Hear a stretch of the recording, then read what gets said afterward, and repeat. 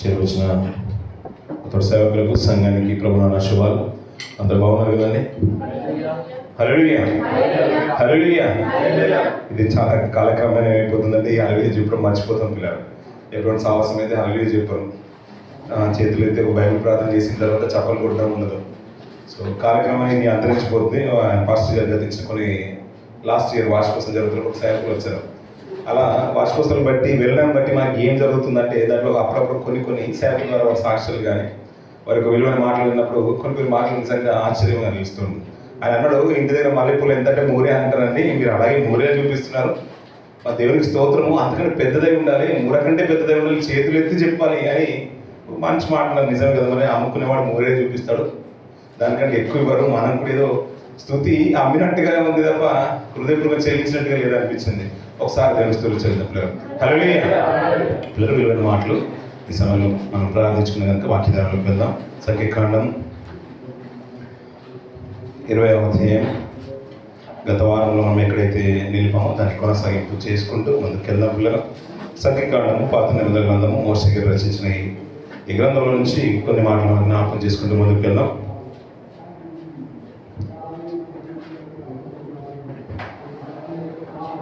20వ అధ్యాయం 13-14 వర్షాలు చదువుకుందాం పిల్లలు. అవి మేరీబా జలములు అనబడును. ఎలైనగా ఇశ్రాయేలీయులు యెహోవాతో వాదించినప్పుడు ఆయన వారి మధ్యను తన్ను పరిశుద్ధపరచుకొనెను. మోషే కాదేశు నుండి ఏదోము రాజునకు దూతలను పంపి సహోదరులకు ఇశ్రాయేలు అడుగునదేమనగా, మాకు వచ్చిన కష్టము యావత్తును నీకు తెలిసినది.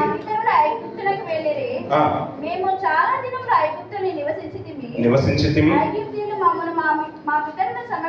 శ్రమపెట్టిరి.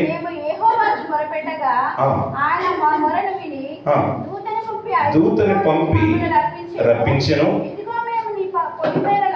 ఇదిగో మేము నీ పొలిమేరల చివర కాదేశ పట్టణంలో ఉన్నాము. సరిపోతుంది పిల్లలు. ఈ సందర్భం మన బాగా సుపరిచితమైన మాటలు ఇదొక మాట పిల్లల. ఇంతకు మన పైన ఉన్న మాటను ఎందుకు చదవాలంటే అది మేరీబా అనే సందర్భము మనకు జ్ఞాపకం ఉండాలి. గత వారమే మనం జ్ఞాపకం తీసుకున్నాం. ఎందుకు ఆ మేరీబా జలంలో అన్నాడు? అక్కడ మోషే ఆరోళ్లకు వారిని బట్టి, ఆ వాదనని బట్టి వారికి ఏమొచ్చింది? వారికి ఉగ్రత వచ్చింది. వారికి విరోధంగా దేవుడు అక్కడ నిర్ణయం తీసుకున్నట్టు మనకు అర్థమవుతుంది.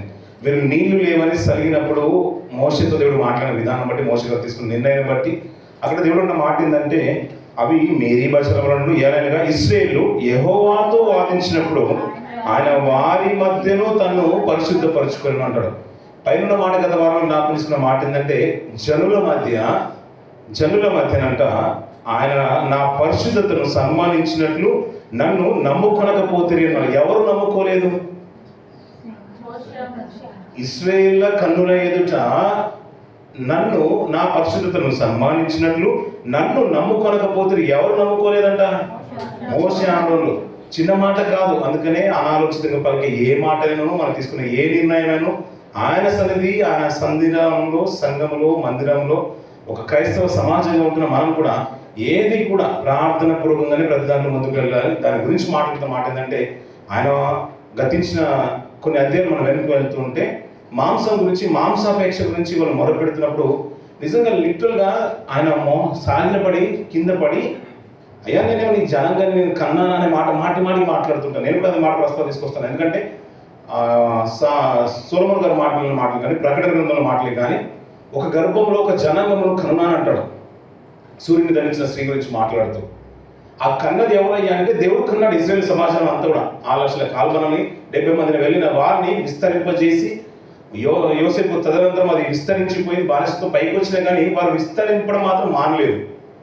హెబ్రీ స్త్రీలు చురుకైన వారు, వారికి దేవుడికి వారిని ఆస్వాదించి ఇలా కాలక్రమేణా వారిని విస్తరింపజేస్తున్న విధానం మనకు జ్ఞాపకం చేస్తున్నాడు. అంతే వీళ్ళందరినీ నువ్వు కదా, నేను వారికి మాంసాన్ని ఎలా తీసుకోవాల్సిన, వారిని ఎలా సంతృప్తి పరచగలుగుతాను, నా వల్ల ఏమవుతుంది? ఒకవేళ వారు ఈ రీతిగానే అరుపులు కనుక వినబడితే నన్ను తీసుకో, నన్ను సంహరించమంటాడు మోషే గారు. అంటే ఆ సమయంలో ఏంటంటే దేవుణ్ణి ఉన్నతంగా చూపిస్తున్నాడు. ఈ సందర్భంకి వచ్చేసరికి వెళ్ళి ద్రోహులారా మీ కొరకు మేము నీళ్లు రప్పింపులు అంటే ఆయనే పాత్రుడు, మనం నిమిత్త మాత్రులము, అంతే కదండి.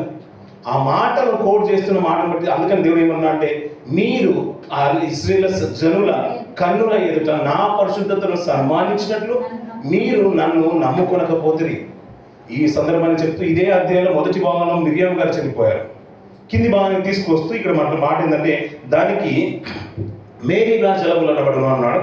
దాన్ని బాగా తెలియజేస్తూ అక్కడ దేవుడు వారి కన్నుల ఎదుట తను తాను పరిశుద్ధపరచుకోవాల్సిన పరిస్థితి ఏర్పరచబడింది, అంతే కదండి.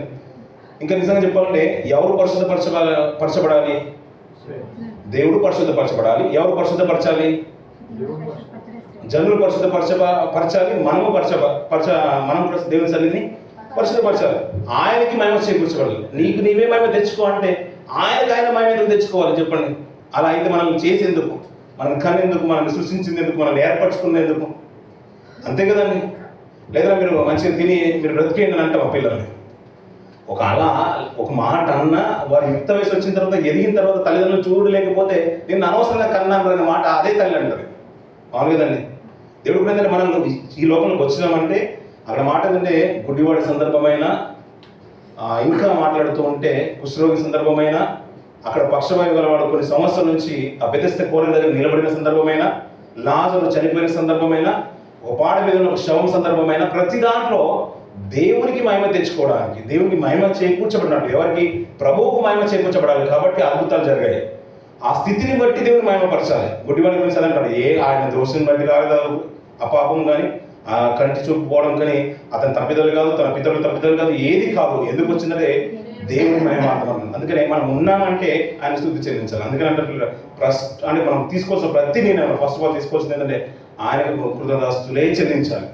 ప్రతిసారి ఆయనకు మాత్రమే కృతజ్ఞతాస్తుతులు చెల్లించాలి. సెకండరీ మనం పిల్లలు, అంతే కదండి. అందుకని మోసే గారి వాళ్ళ కాలక్రమేణా తీసుకున్న నిర్ణయాన్ని బట్టి నిజంగా దేవుడు బాధపడిపోయాడు. అది ఎందుకు నీకు ఇచ్చింది ఘనత. ఆ తర్వాత నిర్ణయాలు మనకు కాలక్రమేణా మనకు కనబడుతూ ఉంటాయి. దాన్ని బట్టి ఆ మాటను బట్టి మోసకు అడ్డం కలిగిన, బాధ కలిగిన అంటాడు. అంతే కదా కీర్తన భావిస్తుంది, మోసకు బాధ కలిగిన అంటాడు. ఈ బాధ ఆ సందర్భాన్ని చెప్తూ అది మేరీగా జలములు అన్నాడు. ఈ తర్వాత అందుకనే మనం సంఖ్యాకాండంలో మనం 3 భాగాలు చేసాం పిల్లలు. ఆ భాగాన్ని మాత్రం మనం గుర్తుండాలి. మొదటి భాగము మొదటి అధ్యాయం నుంచి 9వ అధ్యాయం వరకు, మొదటి అధ్యాయం నుంచి 9వ అధ్యాయం వరకు వారు సిద్ధపడుతున్నారు. దేని కొరకు సిద్ధపడుతున్నారు? అరణ్య మార్గం సిద్ధపడుతున్నారు. మోయాబు పరిసర ప్రాంతాలు వెళ్ళడానికి సిద్ధపడుతున్నారు. ఆ సిద్ధపాటులో మొదటి అధ్యాయం నుంచి 9వ అధ్యాయం కనబడుతుంది. 10వ అధ్యాయం నుంచి మనం చివరి 2వ భాగం అంటున్నాం. ఆ 33 వరకు, ఆ 2వ భాగాన్ని చివరి వరకు, అంటే ఇక్కడ నుంచి మోయాబు సరిహద్దు వరకు వెళ్తారు, యోర్దాను నది వరకు వెళ్తూ ఉంటారు. దాని తర్వాత ఏమైపోతుందంటే ఆ చివరి 3 అధ్యాయాలు మనకేమైందంటే అక్కడ దేవుడు సలహాలు సూచనలు చెప్తూ ఉంటాడు. సలహాలు సూచనలు చెప్తూ ఈ ప్రయాణంలోనే వారికి ఇబ్బంది కలిగింది. అక్కడ 9వ అధ్యాయం వరకు మనకు అంతగా విపత్తు జరిగినట్టు కనిపించదు. కానీ 10వ అధ్యాయం నుంచి 33 వరకు చదువుకున్న ప్రతి మాట అంటే ఇక్కడ అన్ని సూచనలు వారు చదువుతున్న జీవితంలో అద్భుతాలు చేస్తుంటాడు. అందుకని మోషే గారు కూడా ఆదిలోనే నిర్గమకాండలు చెప్తుంటాడు. ఏ జనము చూడని అద్భుతాలు నీవు చూస్తావు, నీ జనులను చూస్తాను, వారిని నేను నడిపించు అంటాడు. అంటే నేను మీ పక్షంలో ఉన్నాను, నేను నడిపిస్తాను అంటే వారి పక్షంలో నిలబడి అంతే. చేసే కార్యాలన్నీ కూడా అద్భుతాలు ఉంటాయి, ఇంకా కనివిని ఎరిగిని అంటారు. అందుకని రోమరాష్ట్ర పత్రికలు మనం ఎప్పుడు వింటూ ఉంటాం, ఆయన చేసే కార్యాలంట కంటికి కనిపించనివంట. అయ్యో మనం ఒకప్పుడు అనుకుంటే బహుశా వారి ఇశ్రాయేలు పట్ల చేశాడేమో ఆ అద్భుతాలు. ఆ అరణ్య మార్గంలో వెళ్తున్నప్పుడు, అంటే ఎడారి ప్రాంతంలో వెళ్తున్నప్పుడు సముద్రం ఎదురైంది, తర్వాత అరణ్యం వచ్చింది. ఆ అరణ్యం కంటే ముందు సముద్రాన్ని ఎర్ర సముద్రాన్ని పాయలుగా చేసే సందర్భము, మేరీగా జలముల యొక్క బండి నుంచి నీళ్ళు ఇచ్చే సందర్భము, పూరేలు ఇచ్చే సందర్భము, మాంసం ఇచ్చే సందర్భము. అదే రీతి మన జీవితంలో జరుగుతుందని జరగదు పిల్లలు. అంటే మనం విన్నట్టుగా ఉంటుంది కానీ అది విన్నది అదే కార్యం మన జీవితంలో జరుగుతుంది. దానికంటే వేరుగా జరుగుతుంది, దానికంటే గొప్పగా జరుగుతుంది, అంతే కదండి. ఇప్పుడు అలాంటి కార్యాలు మన జీవితంలో ఇవ్వడం, దానికంటే గొప్పదే ఇస్తారు మన జీవితంలో. దేవుడు ఇచ్చేది ఏంటంటే కొరతగా ఉండదు, సమృద్ధిగానే ఉంటుంది. అందుకనే ఆయన చేసే కార్యాలు అంటే కంటికి కనిపించవు, చెవుల వినపంచవు, అది హృదయానికి కూడా గోచరం కాదంటే నిజంగా చెప్పాలంటే అది జరిగిన తర్వాత అనిపిస్తుంది ఎంత అద్భుతంగా చేసింది మా జీవితంలో. నిజమే కదా, నీ కృపకు పాత్రలు ఎంచుతున్నావు అనే విషయం ఎప్పుడు గుర్తుండాలంటే ఏ కార్యం జరగని పిల్లల ఈ మాత్రం ఈ కృతజ్ఞత, గ్రాటిట్యూడ్ అనేది మర్చిపోదు పిల్లల. మన జీవితంలో మన కుటుంబాలు ఏది ఉన్నా కానీ, ఎక్కడున్నా కానీ నిజంగా మనస్ఫూర్తిగా మీరు ఎక్కడున్నా, ఇండియాలో ఉన్నా, ఏ ప్రాంతంలో ఉన్నా, ఈ దేశం విడిచిపెట్టి మనం వెళ్ళిపోయినా, ఈ ఉద్యోగం విడిచిపెట్టి వేరే కంపెనీలకు వెళ్ళిపోయినా, కానీ మన స్థితిని దేవుడు నడిపిస్తున్నాడు పిల్లలు. మనం కాదు నడిపించేది, మనం కాదు చేసుకునేది. ఆయన దాన్ని బట్టి కృతజ్ఞత భావం అనేది ఎప్పుడు ఉండాలి పిల్లలు. ఈ సందర్భంలోనే మోషే గారు కొద్దిగా తప్పిదం చేసినట్టు అనిపించింది. కానీ ఆయన పౌరుషవంతుడు, మన సాత్వికుడిని మాట మాట్లాడుతాం, కానీ ఆయన రోషం కలిగిన వ్యక్తి, రోషం కలిగిన క్యారెక్టర్ కలిగిన వ్యక్తి. అతనికి వ్యతిరేకంగా నిలబడిన సమాజం గురించి అంటాడు ఏంటంటే, రోషం కలిగిన మాట గురించి మాట్లాడుతూ, అయ్యా అందరు మరి ఏమంటావు వాళ్ళని తీసేయమంటే, అందరిని తీసేసినట్టు వాళ్ళని తీసేస్తే నువ్వు ప్రయోజనం ఏంటి? గొప్ప ఉపద్రవం కలగాలి. సమాజం అంతా కూడా ఈ వింతను చూసి ఒక బుద్ధి తెచ్చుకోవాలి. అలాంటిది జరగాలనుకుని కోరుకున్న వ్యక్తిత్వంలో ఎవరు? మోషే గారు. అందుకని దేవుని కొరకు బలంగా నిలబడ్డాడు కాబట్టి ఇలాంటి ప్రవక్త ఈ ఇజ్రాయేల్ నుంచి మీదకి వస్తాడు. అన్ని విషయంలో రోషం వచ్చినప్పుడు రోషంగా ఉన్నాడు, సాత్వికుల్లో ఉన్నాడు, ఇల్లంతటిలో సంఘం అంతటిలో ఆయనే స్పెషల్. కానీ ఆయన స్పెషల్ అయినా కానీ తప్పిదం చేస్తే ఇక్కడ మోషకు హాని కలిగిందంట. వారి కుటుంబం గురించి మాట్లాడుతూ ఇక్కడ 14వ వర్షం నుంచి 21 వరకు పిల్లల 21, 23 వరకు మనకు కనిపించిన సందర్భం ఏంటంటే, ఇక్కడ ఒక జాతి వారు కనబడుతున్నారు. ఎవరు? ఏదోమీయులు పిల్లలు. ఏదోమీయులు అనగానే మనకు ఎక్కువ గుర్తుకొచ్చేది ఎవరు? ఏశావు సంతానం. ఏశావు గారు, యాకోబు గారు ఎవరెవరు? అన్నదమ్ముల పిల్లలు. ప్రథమ సంతానం అయినా కానీ యాకోబు తన మడమ పట్టిన మాటలు మనం ఆది కాండంలో ఎక్కువగా మనం చూస్తూ ఉంటాం. అవును కదండి. ఆయన పెద్దవాడు అయినప్పటికీ కూడా ఆయన వద్దనుకున్న విషయంలో మనకు బాగా తెలుసు, అతను కోల్పోయింది బాగా తెలుసు. ఒకవేళ ఆయన కోల్పోకుండా ఉండుంటే ఈ అరణ్య మార్గాన్ని వెళ్ళేది ఎవరయ్యా అంటే ఏదోమీనే వెళ్ళేవాళ్ళు. అంతే కదండి. అంతటి ఆధిక్యతను ఈ ఏశావు గారి సంతానం కోల్పోయారు. వెళ్తున్న కాలక్రమేణా ఏదోము దేశం అడ్డు వచ్చింది పిల్లల. అక్కడ ప్రాంతం గురించి చెప్తున్నాడు మాట, కాదేశుని ఏదోము రాజునంతకు దూతల్ని పంపేసినంట. నీ సహోదరులకు ఇశ్రాయేలు అడుగున్నదేమనగా, మాకు వచ్చిన కష్టం యావత్తును నీకు తెలిసినది అంటాడు. మా పితరులు ఐగుప్తు వెళ్ళిపోయారు, వాళ్ళు చాలా బానిసత్వంలో ఉన్నారు, కష్టం చూశారు, విపత్తును చూశారు. కానీ దేవుడు తన ప్రజలు మొదలుపెట్టగా దేవుడు తన దూతను పంపించి అరణ్య మార్గం నడిపిస్తున్నాడు. ఇప్పుడు ఏంటంటే మ్యాటర్ ఏంటంటే, మీ దేశపు సరిహద్దులో మేము ఉన్నాం, మేము వెళ్ళిపోవడానికి మాకు అనుమతి కావాలని ఒక రిక్వెస్ట్ పెట్టారు పిల్లలు. అలాంటప్పుడు ఏం చేయాలి మనం? ఇప్పుడు వారిని నడిపించింది, విడిపించింది ఎవరు అని అన్నాం? దేవుడు విడిపించాడు. వారి పక్షాలు ఉన్నది ఎవరు? ఇప్పుడు దేవుడు ఉన్నాడు. ఈ కార్యాలన్నీ కూడా ప్రపంచం చూస్తుంది పిల్లల. ఎర్ర సముద్రము పాయలైంది, ప్రపంచం చూస్తుంది, అన్ని జాతులన్నీ కూడా చూస్తున్నాయి. అదే సముద్రంలో ఫరో యొక్క సైన్యము మునిగిపోయిన సందర్భం కూడా మనకు బాగా తెలుసు.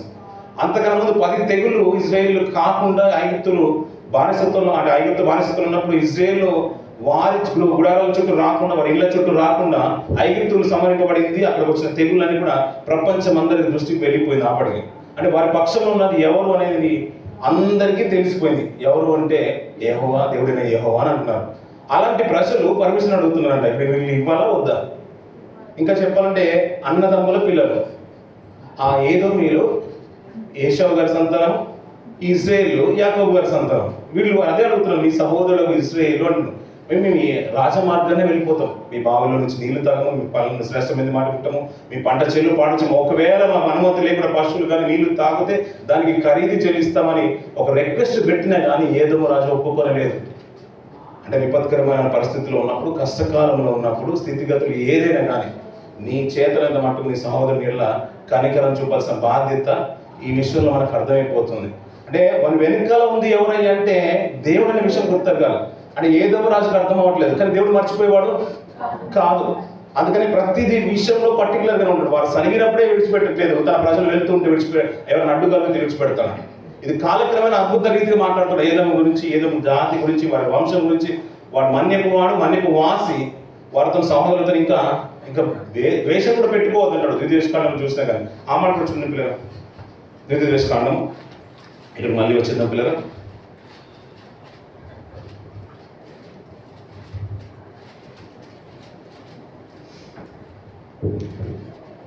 రెండవ అధ్యాయము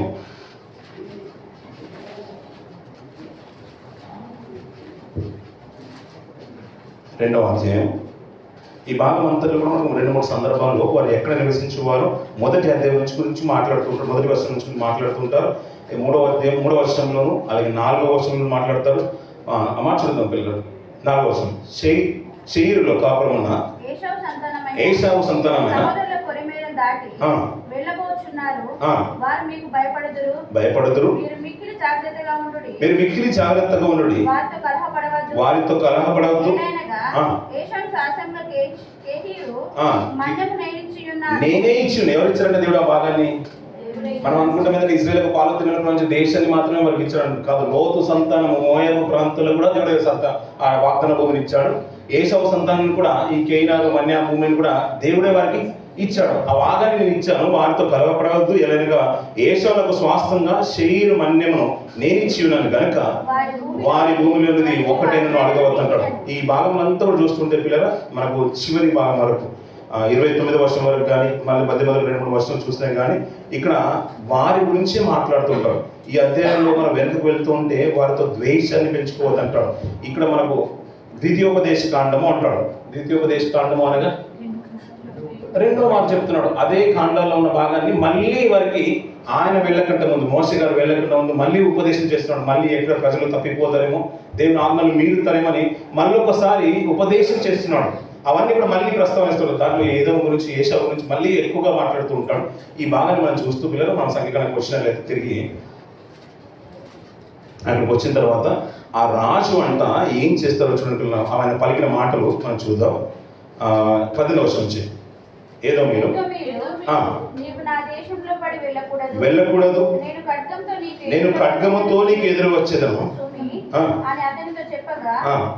మేము రాజమార్గములను వెళుదము, నేను నా పశువులను నీళ్లు త్రాగున ఎడల వాటి వీళ్ళని ఇచ్చుకొందరు మరేమీ లేదు, కాలినడకనే దాటిపోదుము అంతే అని అతనితో చెప్పినప్పుడు అతడు నీవు రానేకూడదనెను. అంతటా ఏదోము బహు జనముతోను మహాబలముతోను బయలుదేరి వారికి ఎదురుగా వచ్చెను. ఏదో ఇశ్రాయేలు తన పొలిమేరలో బడి దాటిపోవడం సెలవీయలేదు గనుక సరిపోతుంది పిల్లలు. ఈ సందర్భంలో చూడండి పిల్లలు, అందుకనే దేవుడు ఈ మాటను నోట్ చేసుకున్నట్టుగా న్యాయాధిపతులకు వెళ్ళిన తర్వాత అక్కడ మనకు ప్రవక్తలు కనబడుతుంటారు, న్యాయాధిపతులు కనబడుతుంటారు. మొదటి ప్రవక్త యెహోషువ గారు కలగర్భం అయిపోయిన తర్వాత, సమాధిలో చేర్చబడిన తర్వాత న్యాయాధిపతులు వెళ్ళిన సందర్భం మనకు బాగా తెలుసు. ఈ సందర్భాల్లో మనకు బాగా యోక్తగా కూడా ప్రస్తావన తీసుకుని వస్తూ ఉంటారు. మీరు అన్యజాతి వాళ్ళు, మీ జనాంగము, మీ జాతి గురించి మీ గురించి చెప్పాల్సిన అవసరం లేదు. ఆ రోజుల్లో ఏదో రాజు మమ్మల్ని మా పితరులను వెళ్ళనివ్వలేదు, ఖడ్గముతో ఎదురొచ్చిన ప్రస్తావన కూడా తీసుకుని వస్తూ ఉంటూ ఇంకా మాట్లాడుతూ ఉంటే బాలక గురించి కూడా మాట్లాడతారు. వారికంటే మీ గొప్ప జాతి కాదు, అలాంటి మీరు ఆ ఇశ్రాయేలుకి ఎదురుగా వస్తారా, మా మీద ఇలాంటి వ్యతిరేకమైన దోపిడీదారు తత్వం తీసుకుని వస్తారని యోక్తంగా ప్రస్తావన తీసుకుని వస్తూ ఉంటారు. అంటే దేవుడు ప్రతి మాటను మర్చిపోకుండా నోట్ చేసుకుని వారికి ప్రత్యుపకారం చేసినట్టుగా మనకి ఇశ్రాయేల్ పక్షంలో మనకు కనబడుతూ ఉంటుంది. ఈ భాగంలో మనకు కనబడే మాట అంటే 14వ అధ్యాయం నుంచి 23 వరకు ఏదో మార్గం వెళ్ళిపోతున్నప్పుడు వారు అనుమతి ఇవ్వలేదు. వారికి రాజమార్గంలో వెళ్ళిపోతాం, ఏది ముట్టమని చెప్పినా కానీ ఏదో రాజు ఖడ్గముతో ఎదురొచ్చిన మాట ఆయా గ్రంథాల్లో మనకు బాగా కనబడుతుంది అన్నమాట. ఇంకా చివరి పుస్తకాల్లో కూడా దాని గురించి ఏశావు సంతానం గురించి మాట్లాడుతూ ఉంటాడు. ఎందుకు నేను ఏశావు చేసినను యాకోబును ప్రేమించిందన్న మాట, చిన్నవాడిని ప్రేమించిన మాట మీరు తక్కువగా చూస్తారు. కానీ ఏశావు అతని అన్న కాదా, ఏశావు నన్ను ద్వేషించలేదా, వారి స్థితిగతులు ఎలా ఉన్నాయంటే సహోదరులకు మేలు చేయలేని తత్వము ఏదోలో ఉంది, ఏశావు సంతానంలో ఉంది. కాబట్టి దేవుడు నిర్ణయాలు ఆ రీతి ఉంటాయి. మనం అనుకుంటాం పిల్లలు ఆదము కంటే మనం ముందుంటే బాగుండేదేమో, ఆదము రోజుల్లో మనం ఉంటే బాగుంటుందేమో. ఆదము చిన్న ఒక ఆపిల్ పైన అంటే మనం అదే చూస్తున్నాం కదా రీల్స్లో, ఆపిల్ తినేశాడు, నేనైతే తినకుండా ఉండేదాన్ని మనం అనుకోవచ్చు. దేవుడికి ముందే తెలుసు. మనమైతే అన్నీ తినేసేవాళ్ళం, ఆ చెట్టు కూడా ఫలాలే తినేసేవాళ్ళం, మీది అన్నీ తినేయకుండా. అలాంటి క్యారెక్టర్ ముందే తెలుసు. కాబట్టి ఆదము ఒక్క విషయంలోనే పొరపాటు చేసిన విషయము మనకు నిజంగా ప్రస్తావనకు వస్తూ ఉంటుంది. అందుకనే ఏదము గురించి కానీ, మోయాబుల గురించి కానీ, లోతు వంశావళి గురించి కానీ మనకి ముందే తెలుసు. కాబట్టి ఆ జనాన్ని కాలక్రమేణా దేవుడు తప్పిస్తున్నాడు. అబ్రాహాముతో పాటు లోతు వెళ్ళడానికి ఏంటంటే దేవుడు నడిపిస్తున్నాడు, తెలుసు దేవుడు. ఎందుకంటే లోతు అక్కడే ఉన్నాడు అనుకోండి, ఎవరిని ఎన్నుకోవాలి దేవుడు, ఎవరిని ఏర్పాటు చేసుకోవాలి, ఎవరు రావాలి వాగ్దాన పుత్రుడుగా, ఇవన్నీ కూడా ప్రణాళికలు భాగంగా వెళుతున్నాయి. మనం ఎప్పుడు గుర్తుకొచ్చిన మాట ఏంటంటే ఇస్కరియోతు యూదా సందర్భంలోనే దేవుని ప్రణాళిక అనుకుంటాం. కాదు, ప్రతి ఒక్కరి సందర్భంలో, ప్రతి ఒక్కరి జీవితంలో మనం ఇలా వెళ్తే బాగుంటుంది అనుకున్నాం. కాదు, కానీ ఆ సందర్భంలో కాలక్రమేణా దేవుడు ఎలా నడిపిస్తాడంటే 5 నిమిషాలు లేట్గా అయినా, లేకపోతే ముందుగానే మన స్కూల్కి పంపిస్తాం, లేకుంటే మన డ్యూటీకి పంపిస్తున్నాం. ఆ క్రమంలో ఏదో ఒక ప్రమాదం నుంచి మనం తప్పింపబడుతూ ఉంటాం. ఆయన ప్రణాళికలు అలా ఉంటాయి. అందుకనే ఆలస్యమైన ప్రతిసారి కానీ, ఒక ప్రమాదం మన కళ్ళ ముందు కనిపించినప్పుడు కానీ, వీళ్ళ సందర్భాన్ని బట్టి మనకు అర్థమయ్యే విషయం ఏంటంటే దేవుని ప్రణాళిక ఏ రీతి ఉందేమో నా ఎడల, దాన్ని బట్టి నాకు మేలే జరిగింది అనుకోవాలి. అంతే కదండి. మనకు చాలా మంది జీవితాలు చూస్తూ ఉంటే, ఇంకా చెప్తూ ఉంటే ఉపద్రవం గురించి మాట్లాడుతూ ఉంటారు, రాజుల గురించి మాట్లాడుతున్నారు. నెమ్మది పొందుతావు, నెమ్మదిగా నిద్రలోకి వెళ్తావు, నీ తర్వాత తరం వారు దాని నువ్వు వెళ్ళిపోతావు, తర్వాత ఉపద్రవం రాబోతుంది. నువ్వు మంచి రాజువే, నీ తర్వాత ఉపద్రవం రాబోతుంది, కానీ నువ్వు నెమ్మదిగానే నీ పితరుల ఎదుగు చేర్చబడతావు. తర్వాత ఈ బబులోనులు వచ్చి దాడి చేస్తారని తన ముందు నా రాజు గురించి కూడా మాట్లాడుతూ ఉంటాడు. ఇవన్నీ కూడా చెప్తూ మాట్లాడుతూ పిల్లల వారంట అప్పుడు ఇశ్రాయేలీయులు సర్వ సమాజము కాదేశు నుండి సాగి హోరు కొండకు ఎక్కిన అంటాడు. ఈ హోరు కొండ కూడా బాగా ఫేమస్. ఇప్పుడు ఇశ్రాయేల్ పట్టణంలోకి వెళ్తూ ఉంటే ఆ కొండను కూడా చూసి వస్తున్నారు. ఎందుకు చూసి వస్తున్నారు? ఎవరో చనిపోయారు పిల్లలు, అక్కడ చూద్దాం. కిందకు వచ్చారు పిల్లలు. యెహోవా పొలిమేరల యొద్దనున్న హోరు కొండలో మోషే అహరోనును ఇలా సెలవిచ్చెను, అహరోను తన పితరులతో చేర్చబడును, ఆరోను పితరులతో చేర్చబడును. మేరీబా నీళ్ళ యొద్ద మీరు నా మాట వినక నా మీద తిరుగుబాటు చేసినది గనక నేను ఇశ్రాయేలుకు ఇచ్చిన దేశమందు అతడు ప్రవేశింపడు. ఆ మాట చూడండి పిల్లల. అంటే ఎందుకు ప్రవేశింపడంటే దేవుడు ఇచ్చిన నిర్ణయం ఏంటి? దానికి సమాధానం ఏంటి? ఆరోను గారు ఎందుకు పాలు తేనెలు ప్రవహించే దేశానికి వెళ్ళడు అంటే దేవుడు ఇచ్చిన సమాధానం ఏంటంట? మేరీబా జలముల యొద్ద, ఆయన చూడండి, మేరీబా నీళ్ళ యొద్ద మీరు నా మాట వినక నా మీద తిరుగుబాటు చేశారు గనుకనే ఆరోను ఎక్కడికి వెళ్ళడంట? కానానికి వెళ్ళడంట పిల్లల. ఆయన చూడండి పిల్లలు, చిన్న మాట అనుకున్నాం, చిన్న తేలికైన మాట అనుకున్నాం. అందుకనే దేవుడు ప్రతి విషయంలో ప్రతిదీ కూడా అండర్లైన్ చేసుకుని నోట్ చేసుకుని మరి తన డిక్షనరీలో రాసుకున్నట్టుగా అనిపిస్తుంది. అంతకన్నా ముందే మిరియం గారు 20వ అధ్యాయంలో మనం చూసాం, మొదటి భాగంలో మనం చూసాం. ఇక్కడికి వచ్చిన తర్వాత ఈ హోరుకొండ మీద అహరోను గారు చనిపోబోతున్నారు అని చెప్తారు. నిజంగా చెప్పాలంటే ఇంచుమించు అతని వయసు ఎంతండి? మోషే గారు చనిపోయేటప్పుడు వయసు ఎంతండి? 120. అహరోను గారి వయసు ఎంతండి? 3 సంవత్సరాల తేడా. 3 సంవత్సరాల తేడా. ఆయన చనిపోయినప్పుడు ఈ హోరుకొండ మీద ఇంకా 2వ అధ్యాయం పక్కకు వస్తే మనకు ఆయన వయసు కూడా చెప్తూ ఉంటాడు. ఆయన వయసు కూడా చెప్తూ ఇదే సంఖ్యాకాండంలో చెప్తుంటాడు. 33వ అధ్యాయం 29వ వర్షము, 33వ వర్షము, 39వ వర్షం.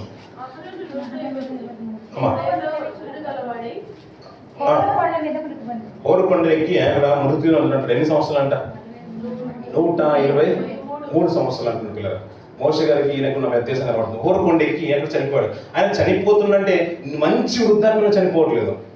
ఇంకా అబ్రహాం గారి గురించి చూడండి, నోహా గారి గురించి చూడండి, ఇంకా మాట్లాడుకుంటూ ఉంటే లోతు గారి గురించి చూడండి, ఇస్సాక్ గారి గురించి చూడండి, యాకోబు గారి గురించి చూడండి. వారంట తన స్వజనుల దేశము, వారి స్వజనుల యుద్ధకు వెళ్ళి పితరుల యుద్ధకు వెళ్ళి మంచి వృద్ధాప్యం ముందు కాళ్ళు ముడుచుకొని చనిపోయిన అంటాడు. ఇంకా దావీదు గారిని కూడా చెప్తాడు, ముసలితనం ముందు అతను వృద్ధాప్యం అంటాడు. కానీ అహరోను చనిపోయినప్పుడు కానీ మోషే గారు చనిపోయినప్పుడు కానీ వృద్ధాప్యం రాలేదు. పని కొరకు తీసుకొచ్చారు. ఇప్పుడు అప్పుడప్పుడు మనకు ఒక కంపెనీస్ మన మధ్య సహోదరులు మృగం నుంచి వచ్చేవారు. ఒక కంపెనీస్ ఆ ప్రాజెక్ట్ కొరకే తీసుకొచ్చేవారు. ప్రాజెక్ట్ అయిపోయిందని ఏం చేశారు? మళ్ళీ పంపించేసేవారు పిల్లలు. ఇంకా వీసా కూడా వాళ్ళు కొన్ని వీసాలు అంటే రిన్యూ కూడా చేసేవాళ్ళు. విజిట్లోనే తీసుకొచ్చి ఆ ప్రాజెక్ట్ కొరకు వాడుకున్న వాళ్ళు తీసుకు పంపించేసారు. ప్రాజెక్ట్ అయిపోయిందా, పని అయిపోయింది. మోషే గారిని ఆయన నియమించిన కాలం పిల్లలు. అలాంటి వాడు ఇలాంటి వాడు నడిపిస్తే దేవుడికి అక్కర్లేదు. అందుకని అంటారు కదా పిల్లలు.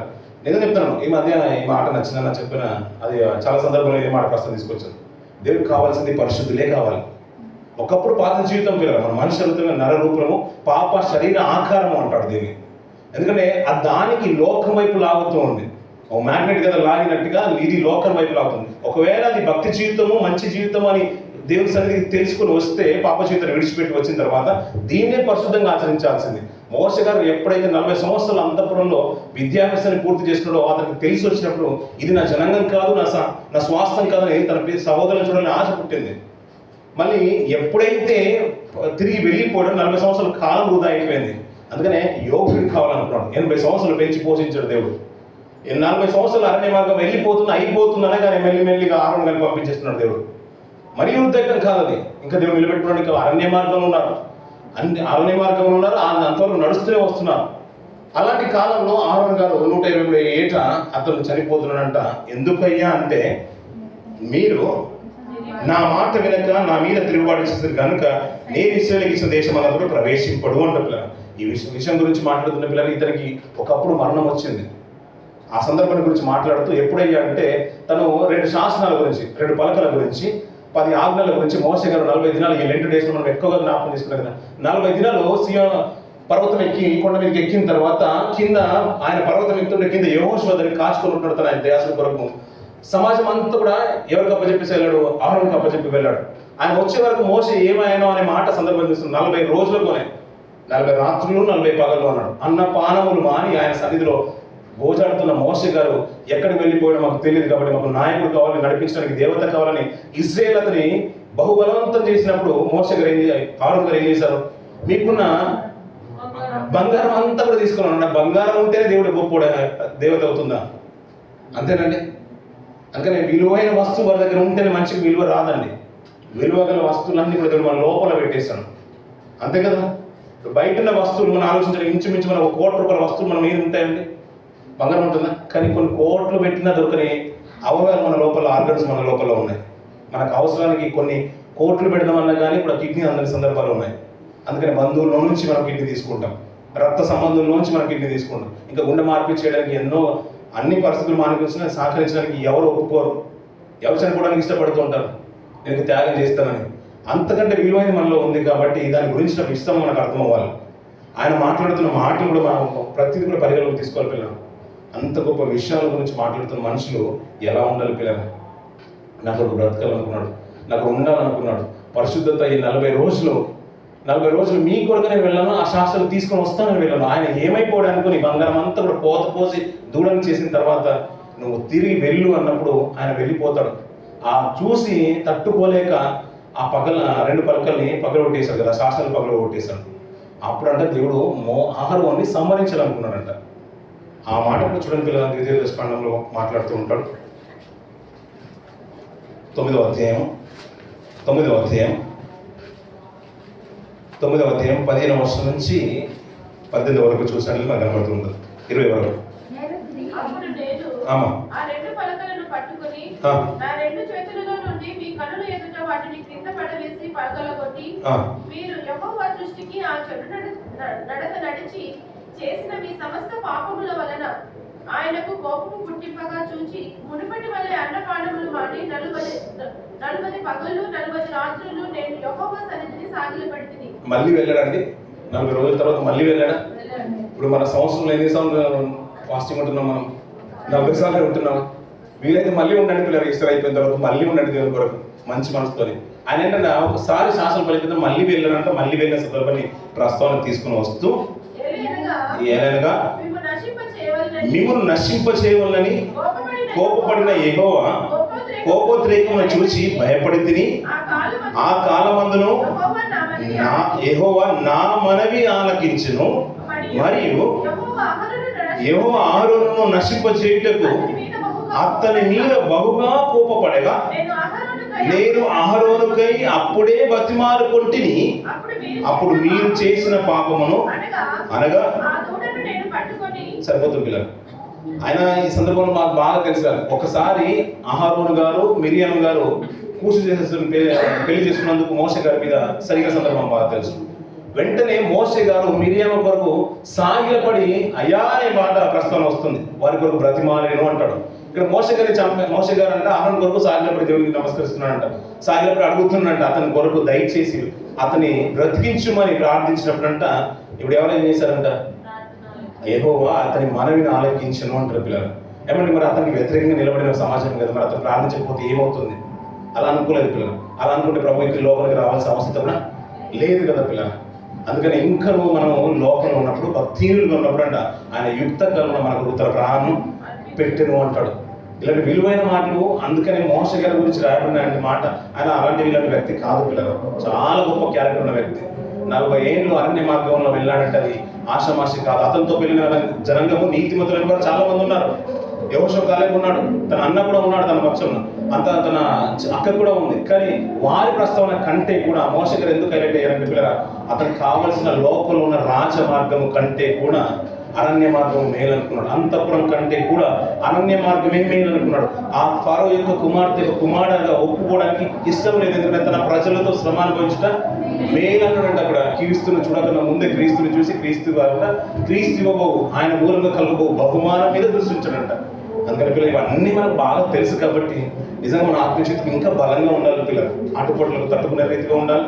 మనకు వచ్చే పాప ఆలోచనలు బట్టి మనం బయటకు వచ్చే రీతిగా ఉండాలి. దాన్ని దరిదాపులో కూడా వెళ్ళకుండా అప్పుడు లేదు అది నిప్పుడా బయటకు వద్దురా, చేతి పెట్టొద్దురా అని పిల్లలకి ఎంతటి జాగ్రత్త చెప్తామో అది పాపమురా, దాని వైపు చూడొద్దురా అని చెప్పే స్థితిలో ఉన్న మనం కూడా పిల్లలు దాన్ని అంట కూడా బ్రతికే స్థితిగతిలో ఉండాలి పిల్లలు. అందుకని అలా ఉన్నప్పుడే నన్ను బట్టి నిజంగా ఆయన సన్నిధిలో మనం ఈ రీతిగా ఆరాధించినా, ప్రార్థించినా, వాక్యం చెప్పినా, ఏది చెప్పినా మనల్ని బట్టి దేవుడు నిజంగా సంతోషిస్తాడు.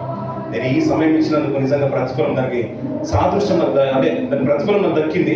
ఈ కుమారుడికి ఈ భూమి మీద ఈ ఆయుష్ ఇచ్చినందుకు తనను బట్టి మేలు జరిగిందని నిజంగా దేవుడు సంతోషిస్తాడు పిల్లలు. మోషే గారు ఒక చిన్న తప్పిదాన్ని బట్టి ఆహారానికి బాధ కలిగింది. అయినను కానీ గత కాలం అంతా కూడా ఆయన చేసిన యాజక ధర్మాన్ని బట్టి దేవుడు జ్ఞాపకం ఉంచుకున్నాడు పిల్లలు. ఆయన చనిపోతున్న విషయం తెలియగానే వెంటనే అతనికి ఒక ప్రశస్తమైన వస్త్రాలన్నీ కూడా తన పెద్ద కుమారుడికి ఎలియాజరుకు తొలగించేశాడు పిల్లలు. అంటే ఎందుకు తొలగించేశాడు? యాజకత్వం నిలిచిపోదు కాబట్టి. అది కదా జనుల ఎదుట చేసినంట కార్యం. ఆ మాట కూడా చూడండి పిల్లలు.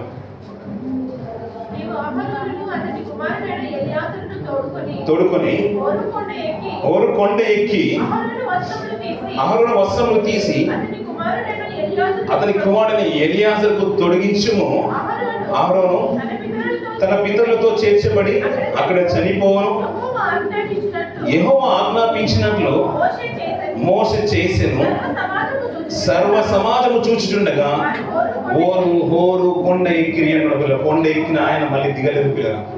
ఆయన అక్కడే వెళ్ళిపోయాడు. కానీ అతను వెళ్ళకంటే ముందు అతను ప్రశస్తమైన వస్త్రాన్ని, దేవుని యాజక ధర్మాన్ని చేసే ఆ వస్త్రమును అతని కుమారుడిని ఎలియాజరుకు తొలగించేశారు పిల్లలు. సర్వ సమాజం చూస్తున్నప్పుడంట ఈ కార్యం జరిగిందట. అందుకనే ఏ కార్యం కూడా, నీతి కార్యం ఏది కూడా అది రహస్యంగా చేయొద్దు పిల్లలు. దేవునికి దైవ కార్యం అన్నప్పుడు అందుకనే రహస్యంగా ఊటిలో తీసుకున్నది, అక్కడెక్కడో నిర్ణయాలు తీసుకున్నది సంఘము మీద మనం అప్లికేబుల్గా తీసుకుని రావద్దని ప్రయత్నం చేద్దాం. అప్పుడప్పుడు ఆ మధ్యలో కొన్ని సంఘం జ్ఞాపకం నాకు ఇష్టం లేదు, కానీ అక్కడ రహస్యమైన స్థలంలోకి వెళ్ళిపోయి మాట్లాడేసుకుని వచ్చేసి ఇదంతా ఇలా చేద్దామనే వాళ్ళు. నిజంగా అనిపించింది దేవా, అదంతా కూడా చేయడానికి మనం అది ఆపడానికి కూడా మనం యోగ్యులు కానే కాదు. కానీ ఆ రోజు దావీదు ఒక ప్రార్థన చేస్తాడు.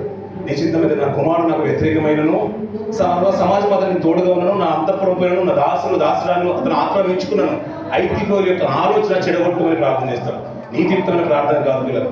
మనం ఎదిరించలేము, అది చేయలేము. కానీ ప్రార్థన అనేది నిజంగా నీతిమంతుల యొక్క ప్రార్థన అది బహుబలమైంది అంటారు పిల్లలు.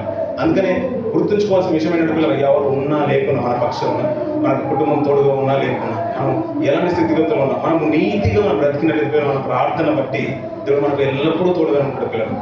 ఆ ధైర్యం బలమైంది పిల్లలు. లోకంలో అంతటికంతా కూడా ధనం కంటే, ఆస్తి కంటే, మన ఉద్యోగం కంటే కూడా బలం చేకూర్చేది. అది మనల్ని ఆదరిస్తూ ఉంటుంది. ఇలా కొండెక్కిన ఆయన తిరిగి రాలేదు. ఎలియాజరు తన ప్రశస్తమైన వస్త్రాలు ధరించుకున్నాడు, యాజక ధర్మాన్ని అతను చేశాడు. కాలక్రమేణా కిందికి చూసుకుంటూ ఉంటే పిల్లల ఆ మాట చూసిన తర్వాత అహరోను చనిపోయినని సర్వ సమాజం గ్రహించినప్పటి ఇశ్రాయేలు కుటుంబీకులందరూ అహరోను కొరకు 30 దినములు దుఃఖము సలిపిరి అంటే పిల్లలు. ఈ ప్రస్తావన మన పాత నిబంధన కాలంలో అబ్రహాం గారి కాలం మొదలుకొని చాలా మట్టుకు ఎవరు పితరులు చనిపోయినా కానీ చాలా మటుకు వారి కొరకు ఎక్కువగా దుఃఖం సలిపిన ఆ సంఘటన కూడా ఈ రోజు ఉన్న ఇస్లాం సోదరులు చక్కగా పాటిస్తారు. బయట టెంట్ వేసి వారి బంధువర్గము, వారి స్నేహితులు అంటే వారు భోజనాలు పెడతారంట. మనం నార్త్ సైడ్ వెళ్తూ ఉంటే ఇంటి బయట టెంట్ పెట్టి వాళ్ళ ఫాదర్ చనిపోయినా, తల్లి గారు చనిపోయినా కానీ ఆ విందు అనేది అలాగే జరుగుతుంది. ఎవరు వచ్చి తినిపోతూనే ఉంటారు. కొన్ని రోజులు, కొన్ని నెలలు ఆ విందు జరుగుతున్నట్టు ఆ చేసిన ధర్మకార్యాలను స్మరణ తెచ్చుకుంటూ ఇలాంటి కార్యాలు చేస్తూ ఉంటారు అనుకున్నారు. అందుకనే మన గురించి అంత పెద్ద విందు చేయకపోయిన పర్లేదు మనం వెళ్ళిపోయిన తర్వాత. కానీ దేవుడు ఆయన ఏర్పరచుకున్న లెక్కలు, ఆ జాబితాలు చేర్చబడితే చాలు పిల్లలు. కానీ అలా మనకు కూడా విందు భోజనం పెట్టాలంటే నిజంగా మనం నీతిని కాపాడుకోవాలి పిల్లలు. నీతి క్రియలు చాలా అతను ఎలా ఉన్నా కానీ అతను వెళ్ళిపోయిన తర్వాత 30 దినాలు దుఃఖాన్ని సల్పాలంటే అంత ఇంత యాజక ధర్మం చేయలేదు. మంచి గొప్పగానే చేశారు పిల్లలు వాళ్ళు. ఒక్క విషయంలో పొరపాటు, ఆయన అయితే 2 విషయాలు పొరపాటు చేసిందని చెప్పొచ్చు. ఒకటి, ఆయన ప్రేరేపించాడు జనులను ఆ దూడకు నమస్కరించినట్టుగా. ఈయన మేరీ చలవలేదు, ఈయన మాట కాదు. కానీ అతను మోహర్షే గారి మీదికి సలుగుల సందర్భంలో మిరియాముతో పాటు ఉన్న వ్యక్తిలో ఈయన ఉన్నాడు. తిరిగి కాలక్రమేణా 21వ అధ్యాయం మనం చూస్తూ ఉంటే పిల్లలు మనం త్వరగా మంచి ప్రయత్నం చేద్దాం. ఇక్కడ కొన్ని మాటలు మనం చూద్దాం పిల్లలు. మొదటి కొన్ని మాటలు చూద్దాం పిల్లలు. ఇశ్రాయేలు అతరీల మార్గంలో వచ్చుచున్నారని దక్షిణ దిశను నిశ్చయించిన కానానీయుడైన ఆరాధు రాశి విని అతడు ఇశ్రాయేలుతో యుద్ధం చేసి వారిలో కొందరిని చెరపట్టగా ఇశ్రాయేలు యెహోవాకు మొక్కుకొని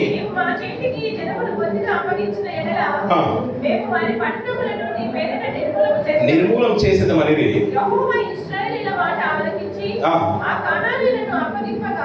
ఇశ్రాయేలీయులు వారిని వారి పట్టణములను నిర్మూలన చేసిరి. అందువలన ఆ చోటికి హోర్మా అను పేరు పెట్టబడింది. ఒక మాట చూపిల్ల ఈ సందర్భంలో మనకు చాలా ఇది ఎక్కువగా మనం చదువు మాట, కానీ ఆయన ఇశ్రాయేలు మార్గం నడిపిస్తున్నప్పుడు చాలా మంది సరిగిన వారు, వ్యతిరేకంగా నిలబడిన వారు, ఒక మందిని ఏర్పాటు చేసిన వారు, వీళ్ళందరూ కూడా ఏమేమి చంపబడ్డారు. 6 లక్షల కాల్బలం మనం, అంతే కదండి. ఆ కాల్బలంలో చాలా మంది యుద్ధ వీళ్ళు కాలగర్భంలో కలిసిపోయారు. ఈ టైంలో కానానీయులు వచ్చి వారి మీద దాడి చేశారు. చాలా మందిని చెరపట్టుకుని వెళ్ళిపోతున్నారు, దాసులు తీసుకొని వెళ్ళిపోతున్నారు. అలాంటి టైంలో వీరికి సహాయం లేదు. ఇంకా నిజం చెప్పాలంటే ప్రావీణ్యులైన వారు అందరూ కాలగర్భంలో కలిసిపోయారు. అప్పుడే ఎదిగిన యుక్త వయసులో వారు ఈ 40 సంవత్సరాలు వారిని చూస్తూ ఎదుగుతున్నారు కాబట్టి అలాంటి పోలికలు నేర్చుకుంటారు, అలాంటి లక్షణాలు నేర్చుకుంటారు, ఆ విద్య నేర్చుకుంటారు. అలా దాడి చేసి వచ్చినప్పుడు దేవుడికి ప్రార్థన చేస్తానంట. ఒకవేళ వారిని మార్గానికి అప్పగిస్తే వారిని బొత్తిగా నిర్మూలన చేస్తానంట. దేవుడు వారి ప్రార్థన విన్నాడంట పిల్లలు. ఎవరు మన ప్రార్థన వినాలి పిల్లలు. దేవుడు కూడా అలాంటి ఆత్మస్థితిలే మనకు కావాలి పిల్లలు. అలాంటి జీవితమే కావాలి, అంటే భక్తి జీవితమే కావాలి, అలాంటి ప్రార్థన జీవితమే కావాలి, అలాంటి ఆత్మస్థితి మనకు ఉండాలి పిల్లలు. అందుకనే సాహసము చాలా ప్రాముఖ్యం పిల్లలు. ఈ రోజు కాకపోయినా వచ్చే ఆరాధనలో కానీ, ఈ లెంటులో కానీ, ఈ గుడ్ ఫ్రైడేలోకి కానీ, వచ్చే ఈస్టర్లోకి కానీ, బహుశా గత సంవత్సరంలో దేవుడు బ్రతికిన దానికంటే కూడా గొప్పగా బ్రతుకుతామేమో. అందుకని ఏ సాహసాన్ని విడిచిపెట్టుకోవద్దు పిల్లలు. నేను అదే చెప్తాను.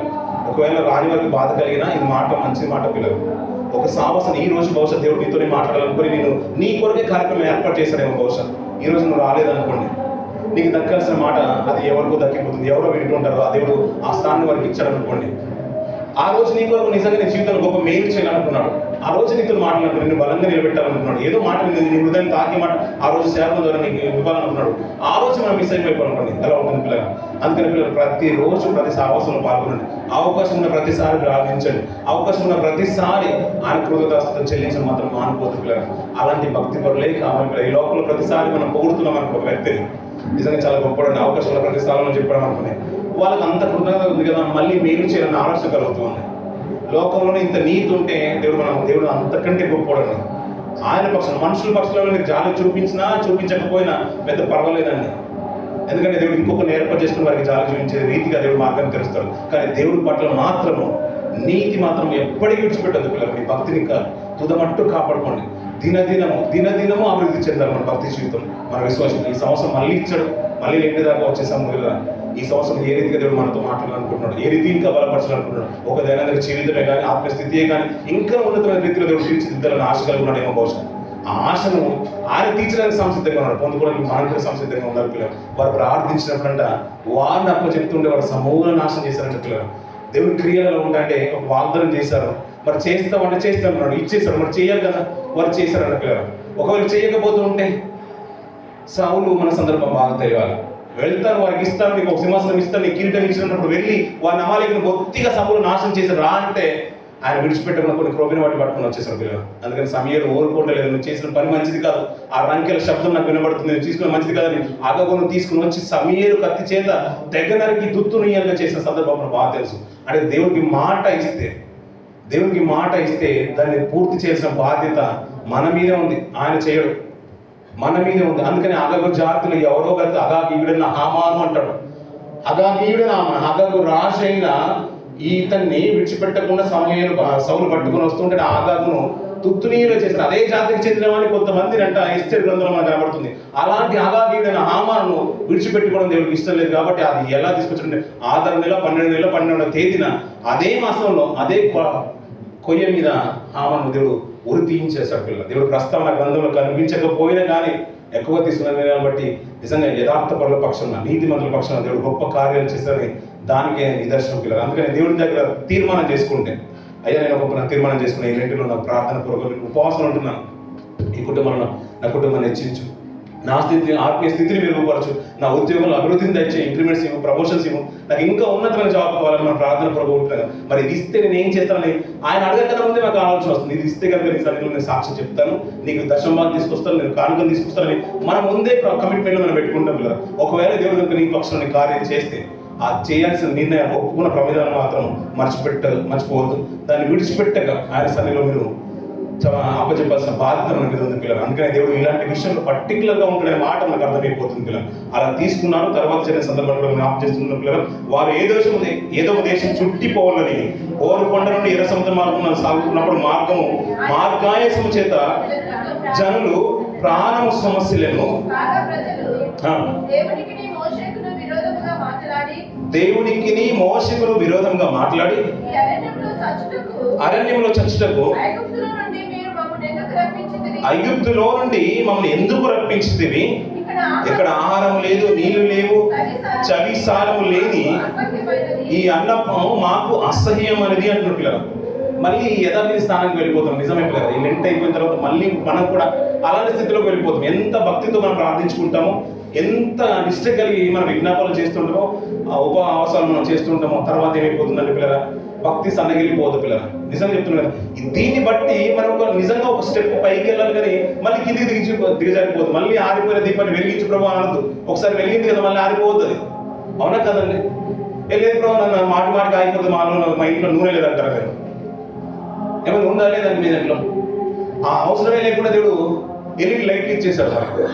అందుకని పిల్లలు, మన ఆత్మీయ దీపం కూడా ఎప్పుడు వెలుగుతూనే ఉండాలి పిల్లలు. ఒకసారి వెలిగింపబడిన తర్వాత మళ్ళీ లోకంలో కలిసిపోయిన తర్వాత అంట వాడిని తిరిగి మళ్ళీ రక్షించాలంటే అది మహా కష్టం అంటాడు ఏప్రిల్ రాస పత్రికలో.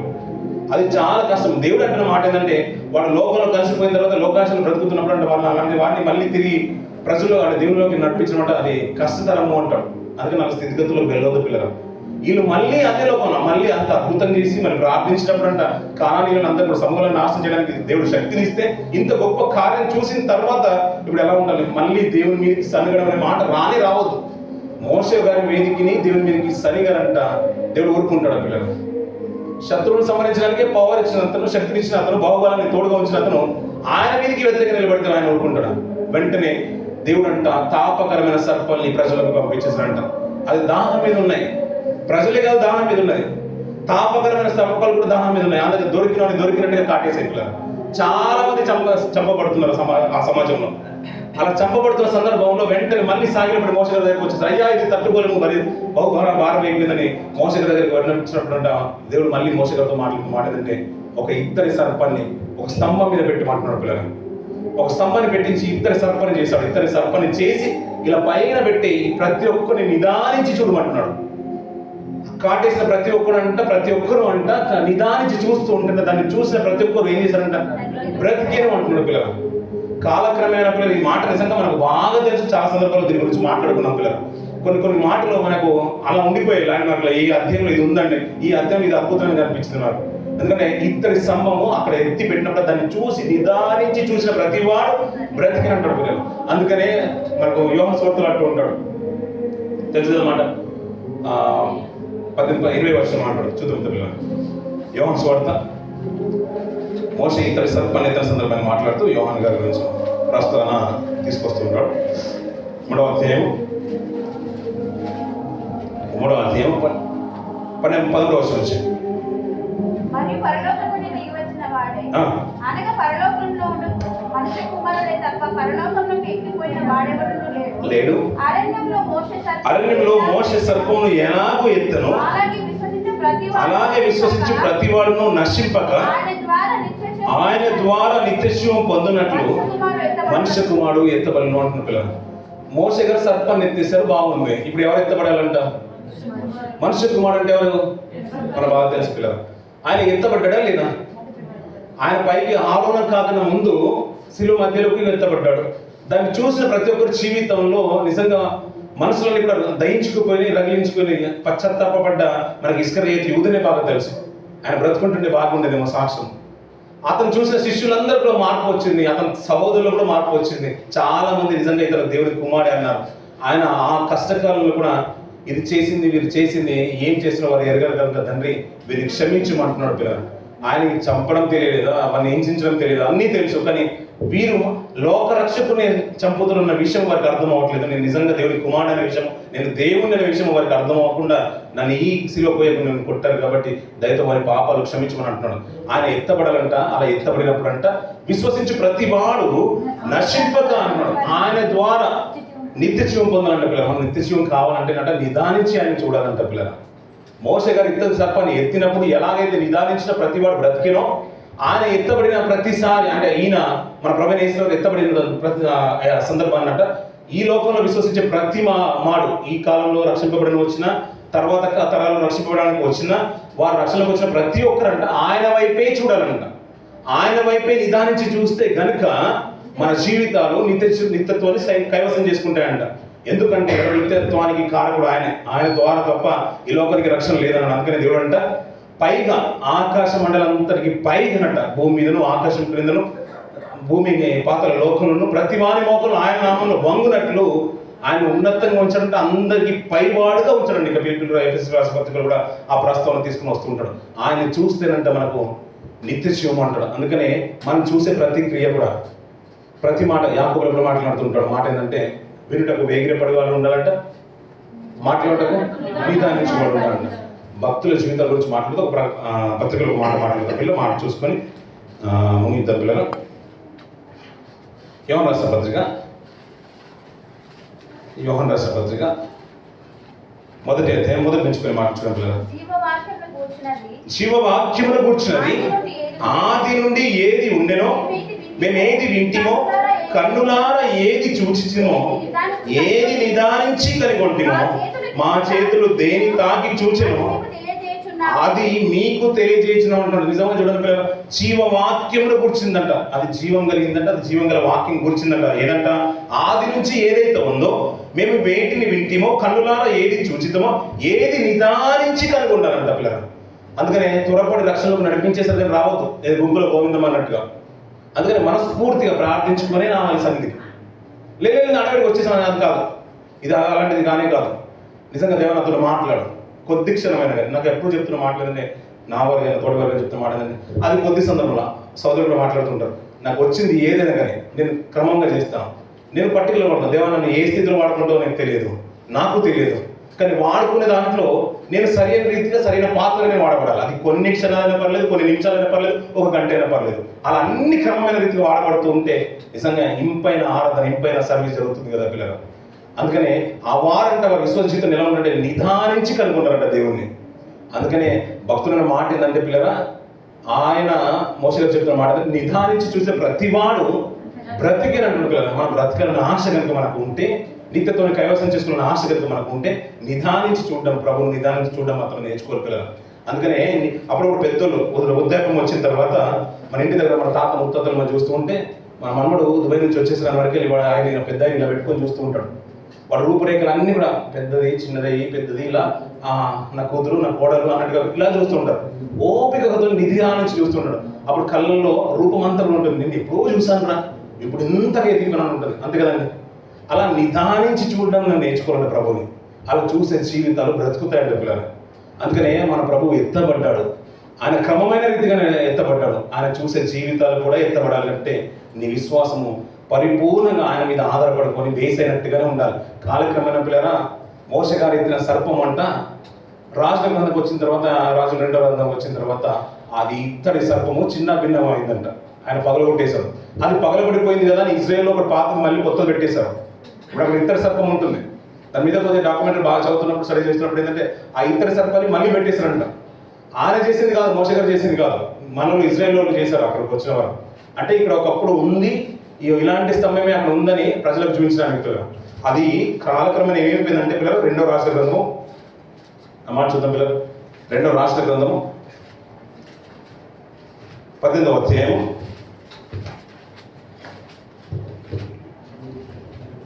18వ అధ్యాయం. ఇక్కడ ఒక మంచి రాజు కనబడుతుంటారు పిల్లలు. ఆహాజు కుమారుడైన హిజ్కియా ఏలన ఆరంభించిన అంటాడు. అతని గురించి మాట్లాడుతూ 3వ వచనం చూడండి పిల్లలు. 18వ అధ్యాయం 2వ రాష్ట్రం 18వ. తన పితరుడైన దావీదు చేసినట్లు అతని యెహోవా దృష్టికి పూర్ణంగా నీతిని అనుసరించెను. ఉన్నత స్థలములను కొట్టివేసి విగ్రహములను పడగొట్టి దేవతా స్తంభములను పడగొట్టి మోసే చేసిన ఇత్తడి సర్పమును చిన్న భిన్నములుగా చేశారు. ఎందుకు చిన్న భిన్నములు చేశాడో కిందికి చెప్తున్నాడు సమాధానం. దానికి ఇశ్రాయేలు పేరు పెట్టి సరిపోతుంది పిల్లలు. అదే మెయిన్ పర్పస్ పిల్లలు. అతని ఇంటెన్షన్ ఏంటంటే దేవుడికి నమస్కరించిన ప్రసంగం ఏంటంటే అది సందర్భం అయిపోయింది, వారు అక్కడ నుంచి వెళ్ళిపోతున్నారు, కాలమార్గాన్ని వెళ్ళిపోతున్నారు. కాలక్రమేణా ఇజ్రాయేల్ అందరూ కూడా దానికి ధూపం వేస్తున్నారంట. అదొక అర్పణ అయిపోయింది, అదొక విగ్రహం అయిపోయింది, ప్రతిమ అయిపోయింది. దానికి సాగిలపడి నమస్కరించడం ధూపం వేస్తున్నారు. కాబట్టి ఈ రాజు మంచి రాజు కాబట్టి, నీతిని అనుసరిస్తున్న రాజు కాబట్టి ఆ ఇత్తడి సర్పాన్ని చిన్న భిన్నం చేశాడంటున్నారు. అందుకనే యోగ్యత విషయంలో కానీ, అర్హత విషయంలో కానీ, పరిశుద్ధత విషయంలో కానీ మొట్టమొదటి వాడు మన తండ్రి దేవుడి పిల్లలు. అందుకని ఆయనకే స్తుతి చెల్లాలి, ఆయనకే నిజమైన ఘనత మహిమ చేకూర్చబడాలి. అందుకొరకే మనం ఉంది.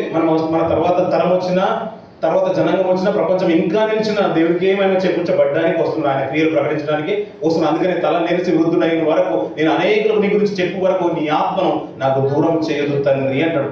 అదే కదా పిల్లలు, మన పర్పస్ అంతా అదే, మన ఇంటెన్షన్ అంతా కదా, ధనం సంపాదించుకుని బ్రతకమే కాదు, ఇంకా దేవుని కొరకు ఏంటంటే ఒక ఆయుష్ని ఇచ్చినా, ఆరోగ్యం ఇచ్చినా, ఇంకా దేవుని ఒక ఉద్యోగం ఇచ్చి ఇక్కడ నిలిపినా మనం ఆయన పరిచర్య చేయాలి. దాని కొరకే దేవుడు నిలుపుతున్న విషయం మనకు అర్థమైపోవాలి పిల్లలు.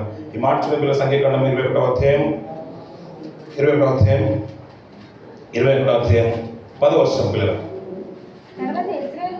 తర్వాత ఇశ్రాయేలు సాగి మోబోతులో దిగిరి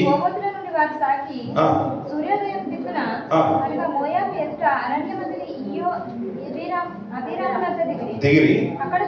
అక్కడ నుండి సాగి జెరెదు లోయలో దిగిరి. వారు అక్కడ నుండి వారు సాగి అమోరీల పొలిమేర నుండి వచ్చి ప్రవహించి అరణ్యమందు సంచరించే అర్నోను అద్దరిని దిగిరి. సరిహద్దు అన్నారు. సరిహద్దు పిల్లలు, అక్కడ సరిహద్దు వరకు వెళ్తూ ఉంటారు పిల్లలు. 33వ అధ్యాయం మనము అప్పటి వరకు మనము 2వ భాగాన్ని చూసుకుంటాం పిల్లలు. అంతలో ఈ మోయాబు సరిహద్దు వరకు వెళ్తారు. అక్కడ వెళ్ళిన ఈ ప్రయాణాన్ని 10వ అధ్యాయం నుంచి 33 వరకు మనం చూపిస్తున్నారు 2వ భాగంలో. ఈ 33 నుంచి చివరి 3 అధ్యాయాలు ఆ దేవుడు వారికి ఇచ్చే సూచనలు, సలహాలు కనబడుతున్నాయి. ప్రతి అధ్యాయంలో విలువైన మాటలు కనబడుతుంది. ఒక్కొక్క మాటను మనం మాట్లాడుకుంటే చాలా ఆశ్చర్యం అనిపిస్తుంది. కానీ ఏదైనా కానీ పిల్లలు దేవుని మాటకు లోబడే తత్వాన్ని మనం నేర్చుకుందాం. మన స్థితిగతులను బట్టి ఆయనకు మహిమ చేకూర్చేది మన ఆలోచన మనం పెంపొందించుకుందాం పిల్లలు. అలా బ్రతికిన వారి జీవితాలు ఉన్నతంగా బ్రతికాయి. ఇద్దరి సర్పాన్ని మరి కూల్ చేశారు. ఒకవేళ మోషే గారు బ్రతుకుండి కానాను మార్గాన్ని చేరుకుంటే పిల్లలు మోషే గారికి సింహాసనం కట్టేసేవారు. ఆయన ఆలోచనలు చాలా అద్భుతం పిల్లలు. ఆయన అడ్మినిస్ట్రేషన్ అతి మధురం. అందుకని ఆయన మాటకు విలువైనాం. ఆయన స్థానాన్ని ఇంకా ఉన్నతంగా మనం కొనియాడదాం పిల్లలు. కొద్ది మాటలు మన ఆత్మీయ జీవితానికి దోదపడని కోరుకుంటూ ఈ మాటలు ముగిస్తున్నాం. చిన్న ప్రార్థన చేస్తున్నాం పిల్లలు. దయచేసి కళ్ళు మూసుకున్నాం. దగ్గర మా తండ్రి పరిశుద్ధుడా, నీకు వందనాలు, స్తోత్రాలు.